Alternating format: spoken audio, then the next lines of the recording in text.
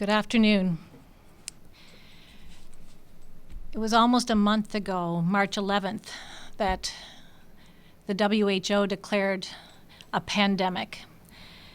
And when we think about what has happened in that period of time, the number of cases has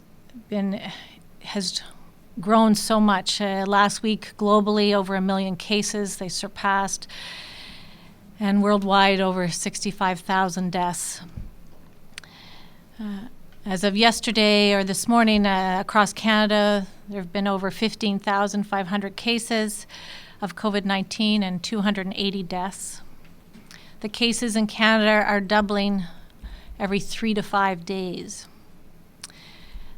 Again today in Prince Edward Island, there are no new cases of COVID-19.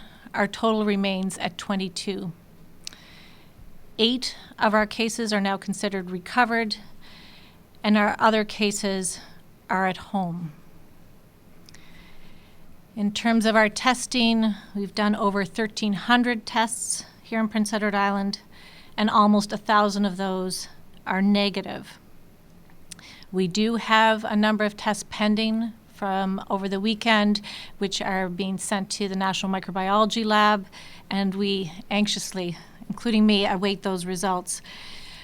Our testing ability locally did close to 50 tests over the weekend, and they were performed particularly on high-risk individuals, healthcare workers, those who admitted to hospital or community care facilities. We anticipate tomorrow having increased test kits available for the QEH to perform locally, and by Thursday, tests will be also able to be performed at the Prince County Hospital in Summerside.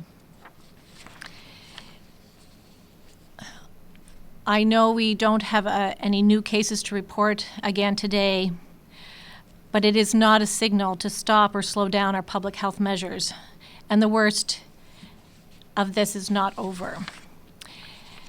And certainly what I'm learning more about as we start to look at what is happening across the country, and I believe what we are doing is making a difference. But very importantly, and I implore everyone to listen to this, we must continue to physically distance, self-isolate when required on return from out of province, and really to follow these recommendations and these public health measures. If we ease up now, we will not have the impact we need to protect islanders and our system.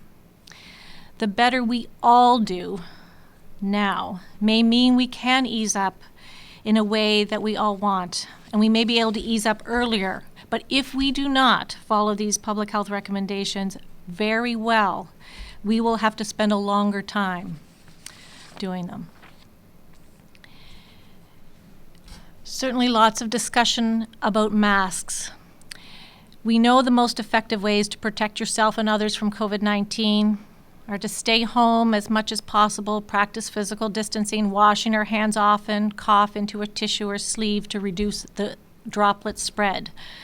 And masks are important in protecting healthcare providers who work in close contact with patients with respiratory symptoms in particular.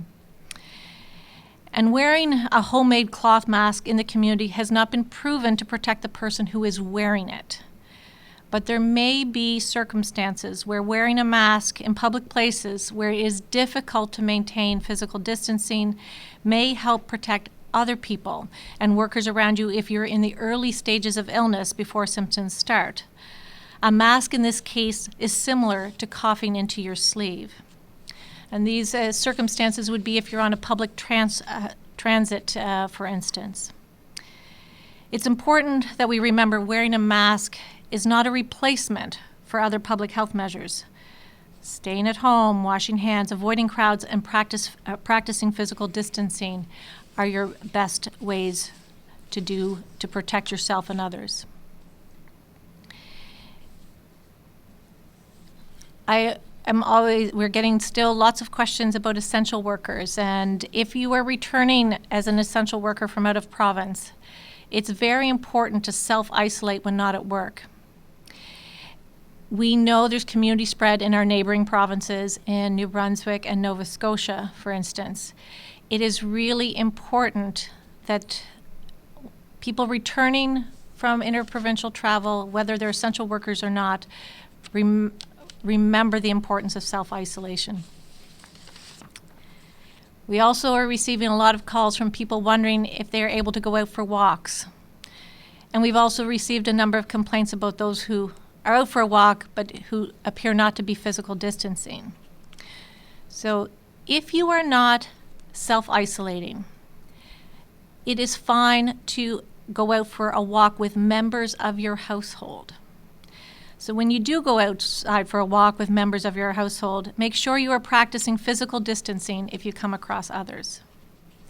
And if you're going for a drive, try to minimize the number of people in the car. And I know we've said it before, but try to have one person designated to run errands for the family, and so that we're not increasing the risk of spread of illness. I've been also asked to comment about shop and swap.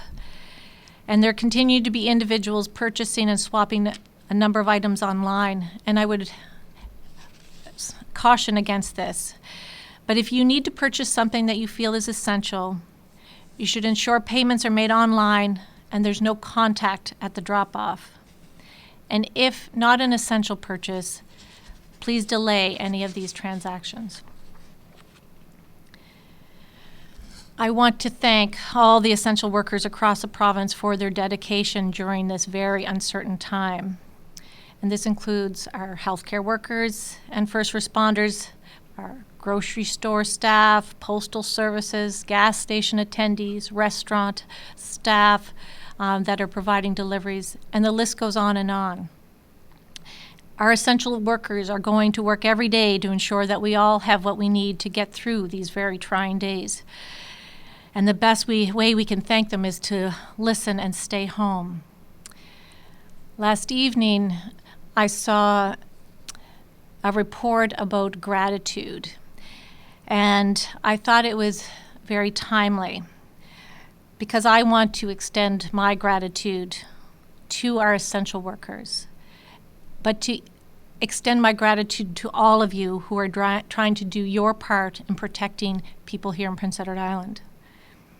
Someone very close to me always talked about the attitude of gratitude, and I believe that this will help us in the days ahead. Thank you. En français, je vais juste commencer quelques mots en français. Partout au pays, maintenant, il y a plus de 15 000 cas de Covid-19 et presque 300 morts. Il n'y en a pas de nouveaux cas de Covid-19 à l'île du Prince-Édouard. C'est encore 22, mais maintenant, on a 8 personnes qui sont considérées recouvertes. On est en train de continuer de faire les tests. On a fait plus de 1300 tests ici à l'île du Prince-Édouard. Et on a fait à peu près 50 tests ici local à l'hôpital pendant le week-end. On attend avec un peu d'anxiété les tests qui vont retourner du laboratoire national. Mais même si on n'a pas plus de cas, c'est tellement important de continuer de faire toutes les mesures qu'on parle chaque jour, d'avoir la distance physique, de s'auto-isoler et de rester chez vous si c'est possible. Qu'est-ce qu'on fait maintenant? De plus en plus, je pense que les choses qu'on fait font une différence. Mais si on ne continue pas de faire les mêmes sortes de mesures, ça va avoir un grand impact dans les jours, les semaines qui suivent. Merci. Thank you, Dr. Morrison. Our joint response team has focused on the continued support for our assessment clinics and the testing sites. I want to thank the staff and physicians who continue to run these essential services. We've been preparing staff to operationalize our further response in hospitals and other care facilities, and this has been an effort that's involved staff across the province within health, but other partners to the health system as well. So thank you to everyone who's been supporting our efforts.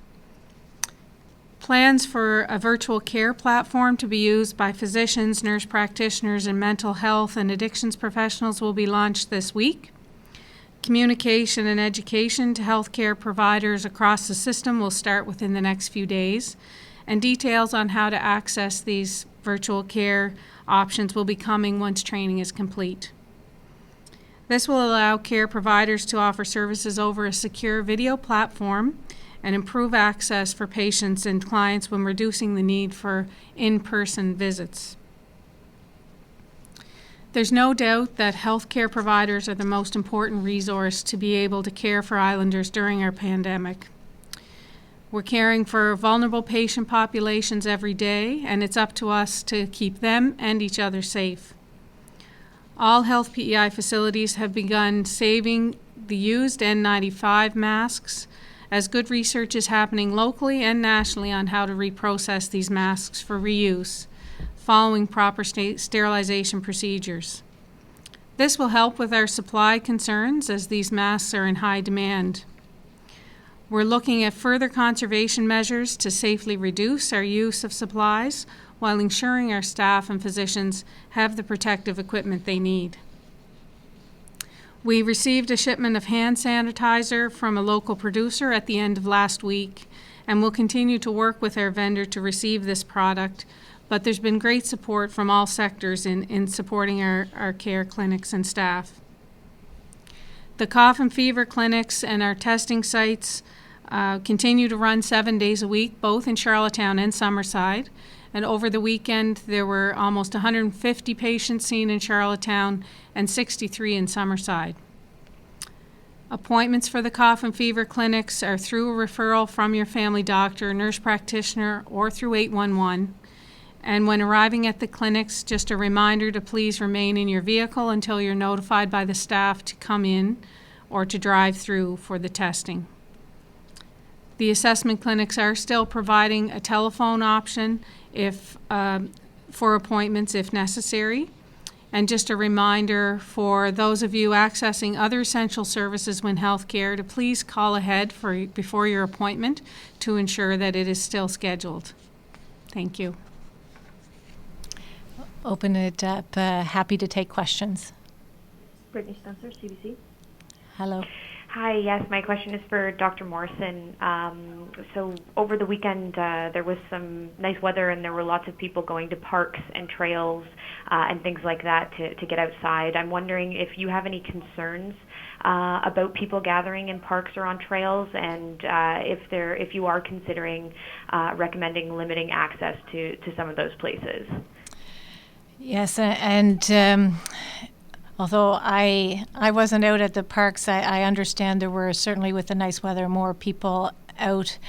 And it's really a fine balance. You want people to be able to, with their household members, get out for a walk.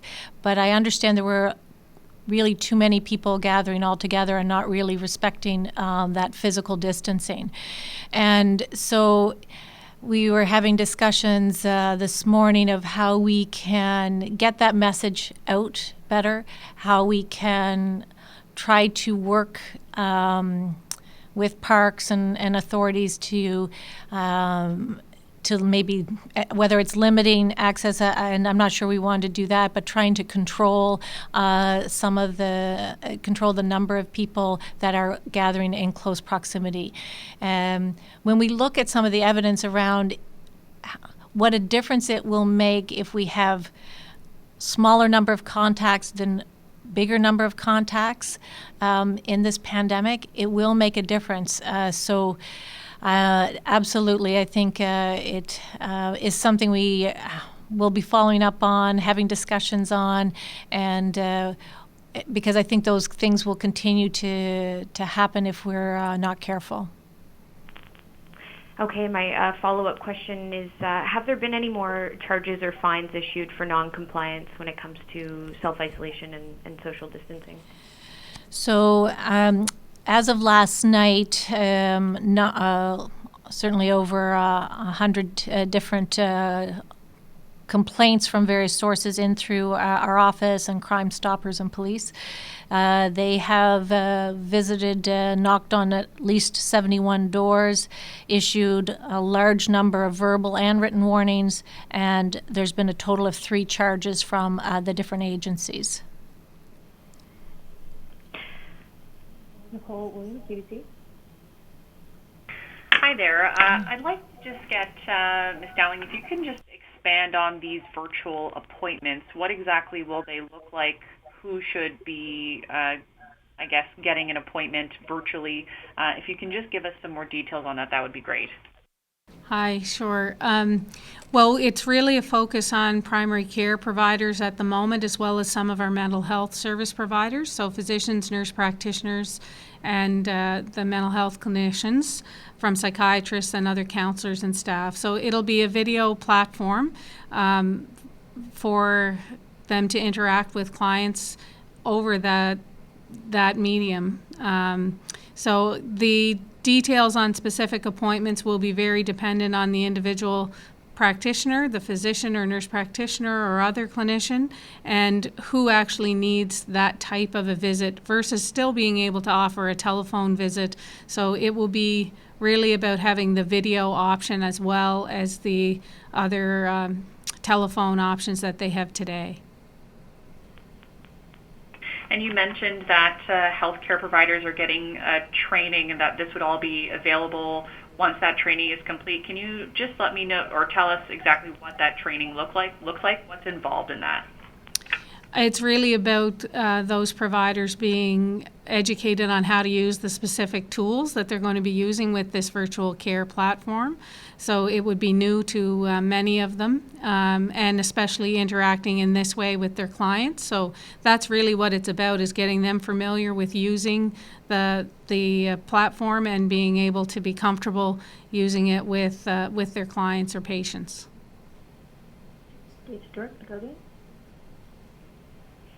Good afternoon. First of all, curious to know exactly how many healthcare workers and staff of long-term care homes have been tested for COVID-19. So I don't have exact numbers in front of me, but we are over the last week collecting information for each of the on the request forms. They are being collected for healthcare workers, and certainly we can happy to get you that information. And I think one day last week, over a period of 3 days, we knew we had 66, but I don't have the test results from the last number of days. Certainly a good portion of those tests that we did locally on the weekend would have been healthcare workers. So happy to provide what we have, but I don't have all the details in front of us. Okay, I guess as a follow-up question, my second question, I guess this one's more about contact tracing. For people who came in contact with a positive case of the virus, have those people always been tested, even if they never had any symptoms since, say, March 13th? So all the contacts, of course, are all the close contacts are put in self-isolation, so they have to self-isolate. So in the middle of March, we were making sure all the close contacts were self-isolating and then testing them if any of them developed symptoms. We have now moved to anyone who is a close contact within even 48 hours prior to a case developing symptoms will then be tested for COVID-19. So that has changed. Of course, lots of guidance changing quickly over the course of this pandemic. But in our circumstances with our cases, our close contacts actually captured that 48 hours prior. So some of them were tested if they developed symptoms, and others stayed in self-isolation for the 14 days without having developed symptoms. But that is our going forward, that will be the case. Thank you. Okay, you're welcome. Dunipi, Guardian. Hi, good afternoon to you both. I suppose this is a question that could either be for Dr. Morrison or Ms. Dallin. I wanted to ask a little bit about testing. PEI, I think, as of the weekend, had one of the lowest rates of testing per 100,000 people in Canada. I think we were second to Ontario as of Saturday. There's been a lot of talk of asymptomatic transmission. CDC is saying somewhere between 10 and 25% asymptomatic people might have COVID-19. What is keeping us from sort of testing more widely? Is it a shortage of kits or anything like that? Well, hi, Stu. I'll start with answering the question. So there are a couple of things. One, the sensitivity of a test, if you test someone who's asymptomatic, is around just over 60%. And if you test someone who has symptoms, it's up closer to 95%. So I think there's so that's one part of it. And although there's lots of discussion around the asymptomatic transmission, I think, and there's some evidence that those who don't have a lot of symptoms may be able to transmit the virus. It is not the asymptomatic transmission, in terms of its role, is not driving the epidemic at this time, but we are certainly watching that. So partly it's regarding the testing sensitivity, partly it's about what we're learning about what is really driving the epidemic, but wanting to minimize the exposure of asymptomatic or sometimes pre-symptomatic people in transmitting any kind of droplets, whether they're fomites where you touch it and touch your face, or by coughing near someone. So that's the part of the whole rationale around physical distancing.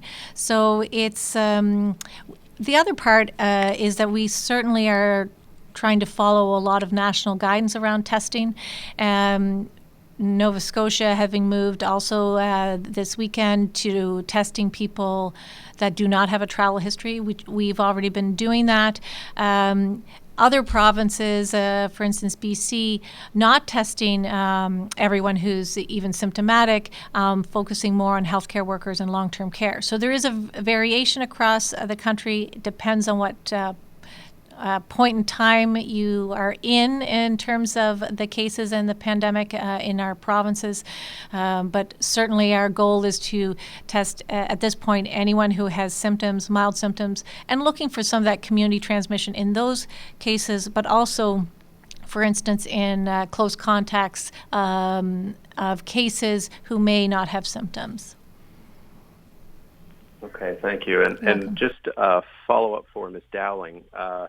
I think we talked previously about expected shipment of personal protective equipment and ventilators from the National Emergency Strategic Stockpile.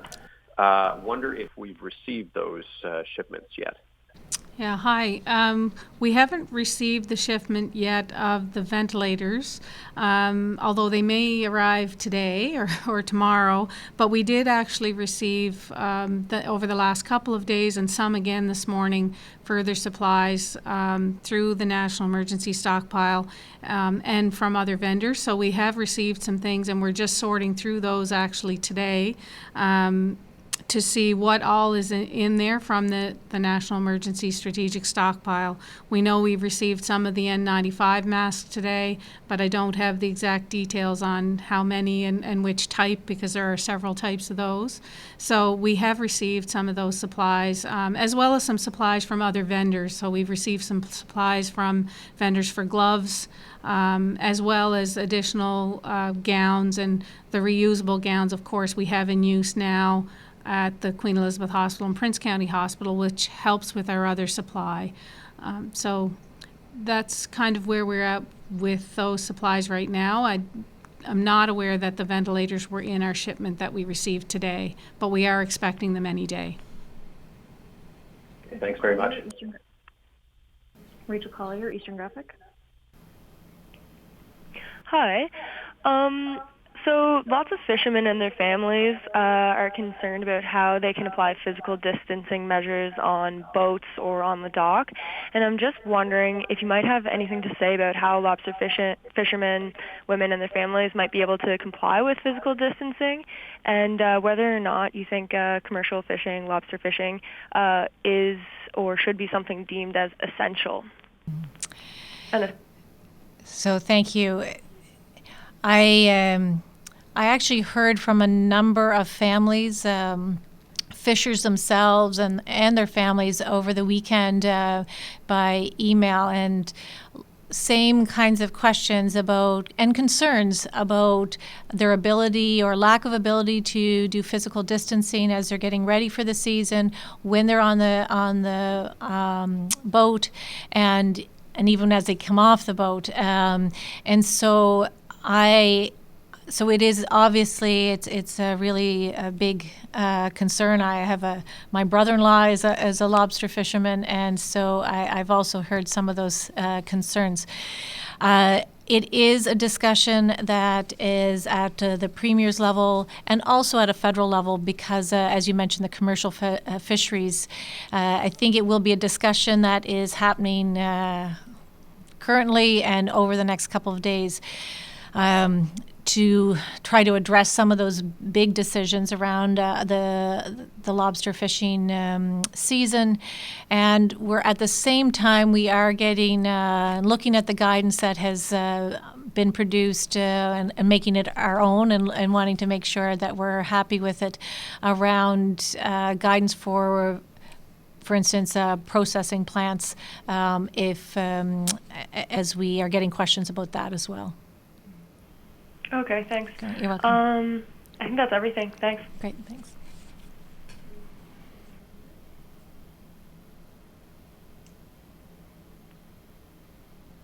Carrie Wynn McLeod, Ocean 100. Hi, Carrie Wynn. Good afternoon, ladies. My first question would be for Ms. Dowling. Just in talking about the supply of the personal protective items that are needed, such as masks and gloves and gowns. Do you know if any local manufacturers or companies have been approached to help with that? Maybe they're able to retool and assist with the production of those things, much like the federal government has approached some other companies across the country. Hi, Carrie Wynn. It's we have approached, and some local companies have approached us to help support our supply for some of these items. So there's a number of things being looked at. One would be the example of the hand sanitizer that we've received, which is one of the types of protective equipment that we use. Although it's not a piece of gear, it was something that is in short supply and difficult for us to receive from other normal vendors. So having a local producer of that has been a great assistance. There are some other groups across the province looking at even locally the reprocessing of our N95 masks and looking at how to sterilize those so we can reuse them. So there's someone locally looking at that. There's also a group locally looking at development of face shields and some of that protective equipment. So those are a few that I know of. And the province is also looking at these groups and looking at innovative ways and other opportunities that come where we can use local companies, but also Canadian companies and international companies as well to help with our supply. Thank you. You're welcome. My next question is for Dr. Morrison.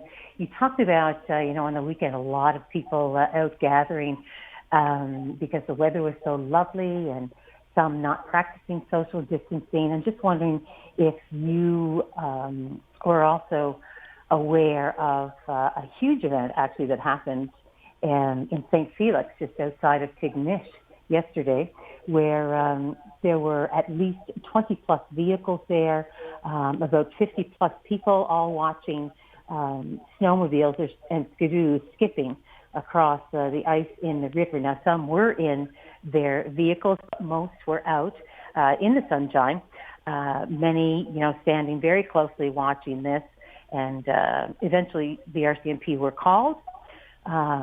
and they responded only with one vehicle and one officer.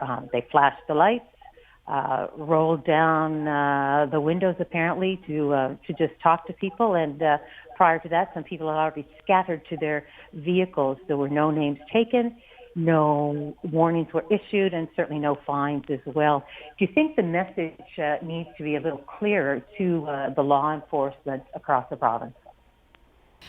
Well, I mean, we're having another call. I think it may have already started with our enforcement officers this afternoon in our office. So I'm sure this kind of situation may come up. I think they understand. Our enforcement officers certainly understand the order under self-isolation. They understand the mass gathering order and the importance of physical distancing to protect themselves and everyone in our community. So I feel like we continue to give and send a very strong message, and we'll be certainly again on the phone today with our enforcement colleagues, trying to work together, and they are helping us deal with, for instance, the situation you described, which I literally only became I only found out about as I was walking into this room. But those are the kinds of things where most people are doing the right thing, and it will make a difference. And I go back to what I was saying in my earlier remarks, that if we want to do this right and we want to have a chance to ease up on some of these public health measures, we need to do this really well now. And so certainly our enforcement officers are helping us do that, and I'll continue to get that message out, and we'll continue to explore anything we can to protect Islanders. Thank you. Great, thank you.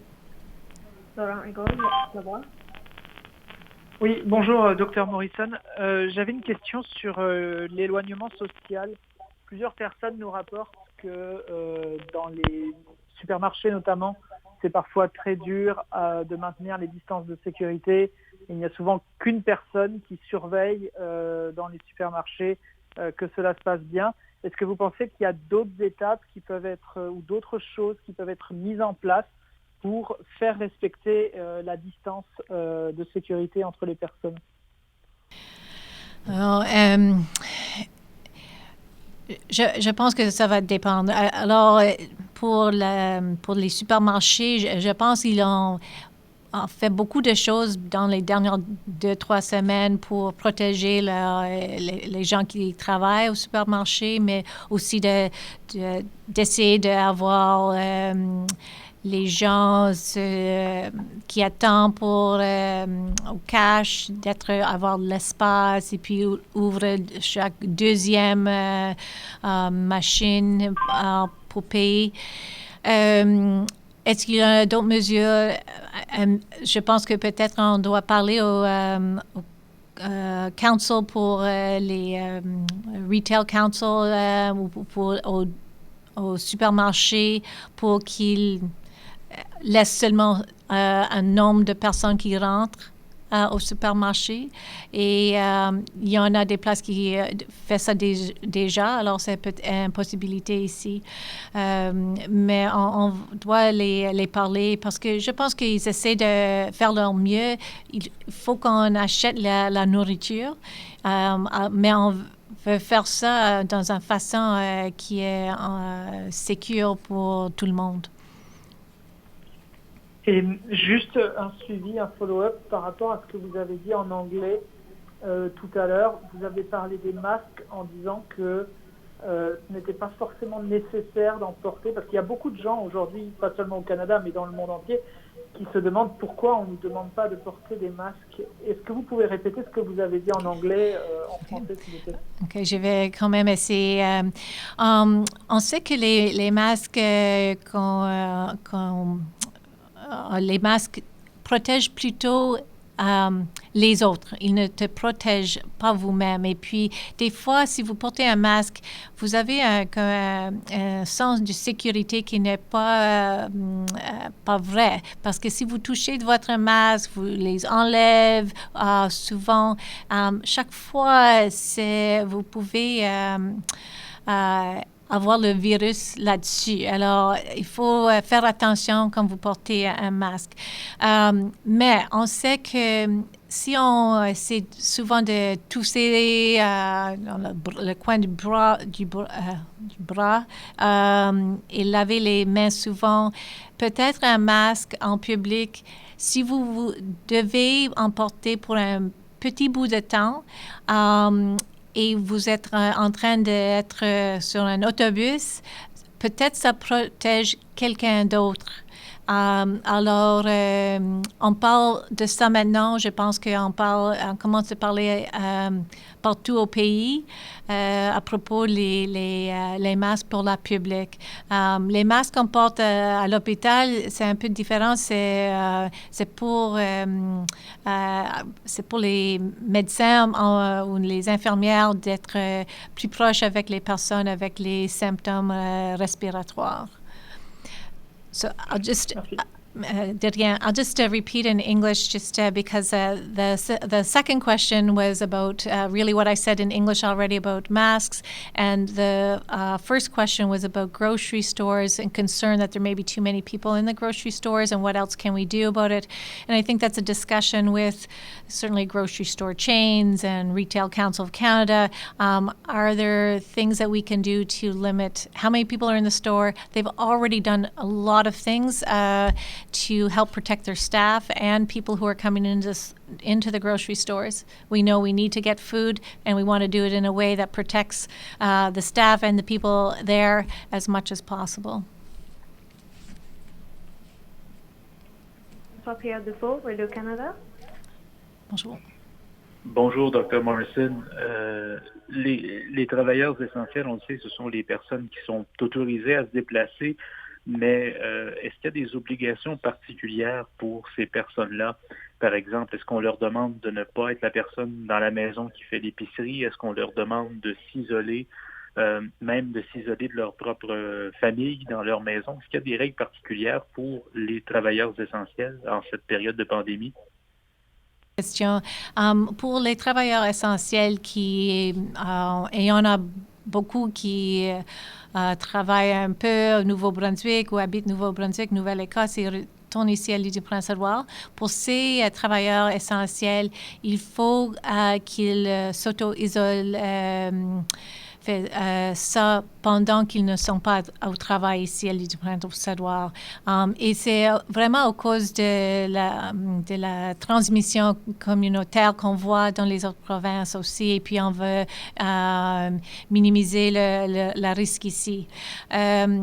Pour les autres travailleurs essentiels qui ne voyagent pas, on les demande, c'est pas les règles, mais on demande à tous les insulaires de rester chez vous autant que possible. On demande à tous les insulaires d'avoir juste une personne de la famille aller pour faire les courses. Alors, c'est vraiment les mêmes sortes de règles de suivre toutes les directions de santé publique, d'avoir la distance physique et laver les mains, les choses comme ça. Merci, doctor. Merci. A question in English for Ms. Dowling. How many beds do we have in ICU that are dedicated for COVID-19 here on PEI? Oh, that's a very good question. I don't know if I have the exact number with me here today, but we can certainly provide it for you because we have created additional ICU capacity, in particular within the Queen Elizabeth Hospital, and so preparations have been made to add spaces to that to create capacity beyond what our normal ICU bed count is within the province. So I can provide that to you afterward. What's the normal count? The normal count is, I think around 18. but I'm just not exactly sure. Sorry about that. No problem. Thank you. Oui, bonjour, Dr. Morrison. On a parlé la semaine dernière des contrôles à l'aéroport de Charlottetown. J'aimerais savoir comment se passent ces contrôles. Est-ce que ces contrôles sont réalisés uniquement pour les personnes qui arrivent à l'aéroport de Charlottetown ou il y a des contrôles aussi qui sont réalisés avant que tout voyageur prenne un avion à partir donc de l'île du Prince-Édouard? Et deuxièmement, j'aimerais savoir si vous avez été plus loin dans votre idée soumise la semaine dernière de demander des contrôles des passagers avant leur embarquement pour un avion vers l'île du Prince-Édouard. Oui, OK. Peut-être je vais commencer par dire que quand les personnes arrivent au Canada à des vols internationaux, avec le Quarantine Act, tous les noms des personnes qui arrivent au Canada hors du pays, leurs noms sont maintenant ils sont envoyés. Alors, on a les noms des personnes qui arrivent hors du pays. Et puis, ils sont comme un screen quand ils arrivent. Et puis, s'ils arrivent à Charlottetown, ils sont demandés toutes les sortes de questions et on les suit pendant maintenant 14 jours. On les appelle s'ils ne sont pas là, on les appelle encore. Deuxième fois, s'ils ne sont pas là, on les demande aux policiers, au renforcement de nous aider. On sont en train de parler c'est pas seulement à l'aéroport, mais aussi comme à WestJet Air Canada, et on va les parler pour que les gens savent s'ils achètent un billet, qu'est-ce qui arrive s'ils arrivent ici et s'ils doivent venir. Alors ces discussions sont en train de se faire et en même temps, on a beaucoup de questions pour tout le monde qui arrive ici. Docteur Morrison, un follow-up par rapport à cette question. Pour avoir parlé avec les responsables de l'aéroport, il y a seulement 8 vols par semaine à l'aéroport de Charlottetown, au moins jusqu'à la fin du mois d'avril. Et ces vols sont quasiment vides, ou du moins il y a très peu de personnes maintenant dans ces avions. Quand on voit le faible nombre de personnes, le faible nombre d'avions, est-ce que ça ne serait pas juste plus simple pour vous de demander à l'aéroport de Charlottetown et Air Canada et WestJet de fermer ses portes, d'empêcher les avions de décoller et de venir à l'île du Prince-Édouard? On a discuté ça avec notre équipe, mais on sait qu'est-ce qui arrive et que les gens vont arriver à Moncton, à Halifax, et puis ils vont quand même venir à l'île du Prince-Édouard par le pont.